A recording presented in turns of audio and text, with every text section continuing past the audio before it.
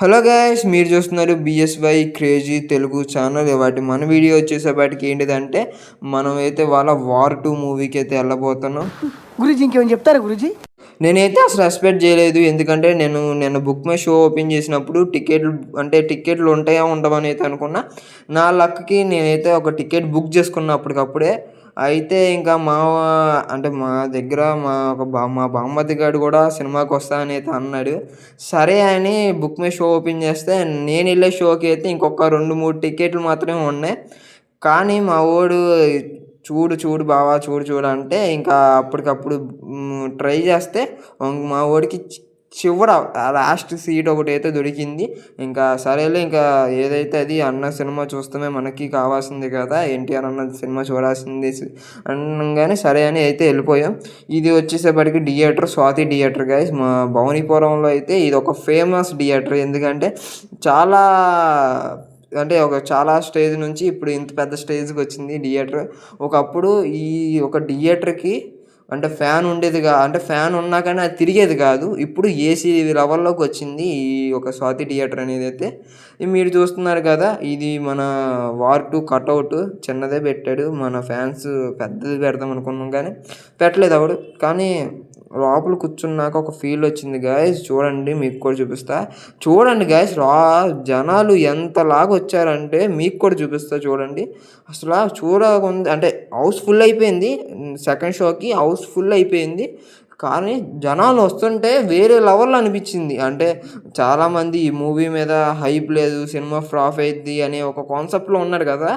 కానీ అసలు జనాలు చూడండి గ్యాస్ ఎలా వచ్చారంటే సెకండ్ షోకి ఎంతలాగా వచ్చారంటే చూడండి. సెకండ్ షోకి అయితే నెక్స్ట్ లెవెల్ అనిపించింది. అసలు నేను ఆ జనాలను చూసి నమ్మలేకపోయా. ఏంటి బ్రో ఇంతలాగా చెప్పారు మూవీ మీద, మీరు ఇంతమంది వస్తున్నారని అయితే. ఇంకా ఫైనలీ లోపలికి అయితే వెళ్ళిపోతున్నాం. మనది సెకండ్ షో అయితే చూద్దాం ఇంకా ఎలా ఉండిద్ది అని అయితే ఎక్స్పీరియన్స్ చూద్దాం. ఇప్పుడైతే థియేటర్ సీట్స్ చూద్దాం. మన సీట్ ఎక్కడుందో అప్పటికప్పుడు బుక్ చేసుకున్నాం కాబట్టి మన సీట్లు ఏర్పడినాయి, మనం అప్పుడు చూడలేదు. ఇప్పుడు వెళ్ళి చూసుకొని ఇంకా సిట్ అయిపోతాం సీట్స్లో. జనాలు అందరూ వస్తున్నాడు. ఇప్పుడిప్పుడే స్టార్ట్ అయ్యి ఇంకా షో అయితే ఇంకా స్టార్ట్ అవ్వలేదు. స్టార్ట్ అయినా చూపిస్తాను మీకు. అసలుకైతే రుతిక్ రోషన్ ఎంట్రీ ఉండిద్ది ఫస్ట్లో. నేను ఎన్టీఆర్ అన్న ఒక ఎంట్రీ అప్పుడైతే వీడియో అయితే తీశాను. ఇంకా ఫైనల్గా అయితే మూవీ అయిపోయింది. మూవీ గురించి అయితే ఫస్ట్ అయితే చెప్పేస్తా.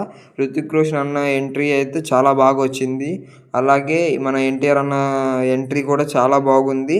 అలాగే హీరోయిన్ కూడా చాలా బాగానే యాడ్ చేసింది.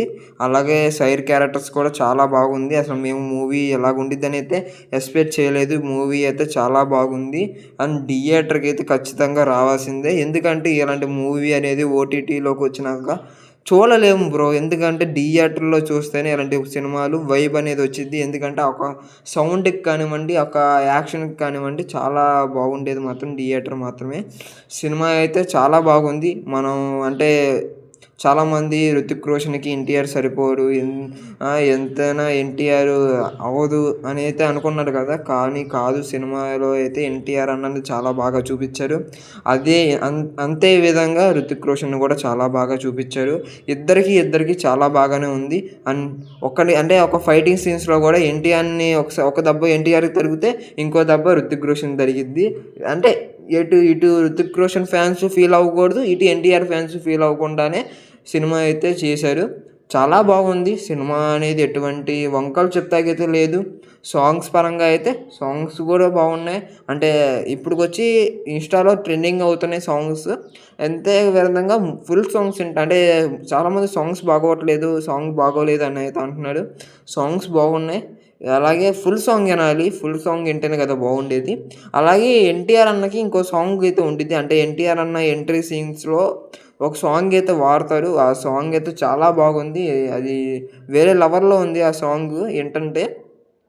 ఇంకా మూవీ చాలా బాగుంది. అండ్ మీరు పెట్టే బడ్జెట్కి అంటే మీరు టికెట్ కొనే బడ్జెట్‌కి అయితే ఇది వర్త్ మూవీ. చాలా బాగుంది. కంటెంట్ ఉంది. అది కంటెంట్ కూడా న్యూ కంటెంట్ కదా!